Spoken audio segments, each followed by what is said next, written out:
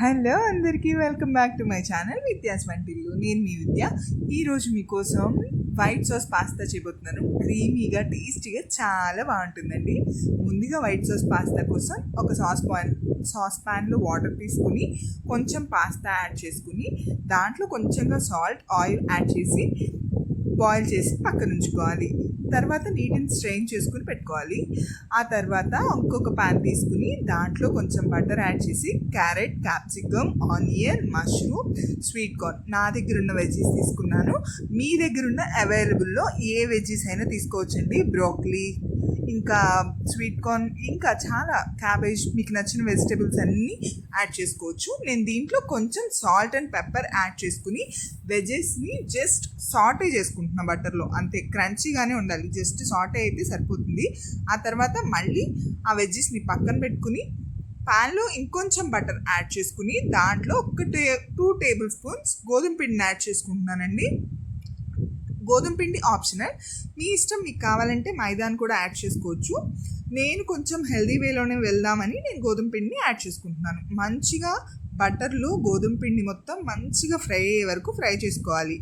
ఆ తర్వాత మంచిగా ఫ్రై అయిన తర్వాత గోధుమ పిండిలో మనం 1 కప్ మిల్క్ని యాడ్ చేసుకోవాలి. అలాగే దాంతోపాటు కొంచెం వాటర్ని యాడ్ చేసి విస్కర్తో లంప్సీని లేకుండా మంచిగా విస్క్ చేసుకోవాలండి. ఆ తర్వాత చిన్న చిన్నగా ఉండలు ఏమన్నా ఉంటే గరిటెతో మనం చిన్నగా మెదిపేసుకుని ఇట్లా అనేసుకుంటే అయిపోతాయి. సిమ్లోనే చేసుకోవాలండి, ఎందుకంటే మనం హై ఫ్లేమ్లో చేసుకుంటే మొత్తం చిక్కబడిపోతుంది, ఉండలుగా ఉండిపోతాయి. సో సిమ్లో చిన్నగా జాగ్రత్తగా కలుపుకోవాలి.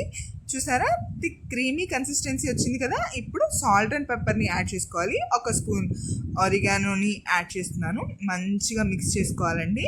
ఇది మంచిగా కుక్ అయ్యి బాగా క్రీమీగా థిక్గా అవుతున్నప్పుడు కొంచెం చీజ్ని యాడ్ చేసుకుంటున్నాను. చీజ్ మెల్ట్ అవుతూ ఉన్నప్పుడు మనం ముందుగా ఫ్రై చేసి సాటే చేసి పెట్టుకుందాం కదా వెజ్జీస్, వాటిని కూడా యాడ్ చేసుకోవాలి.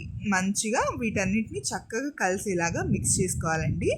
అలా మిక్స్ చేసుకున్న తర్వాత వెజ్జీస్ మన వైట్ సాస్లో మంచిగా కుక్ అవుతున్నప్పుడు మనం ఫస్ట్ బాయిల్ చేసి పెట్టుకున్నాం కదా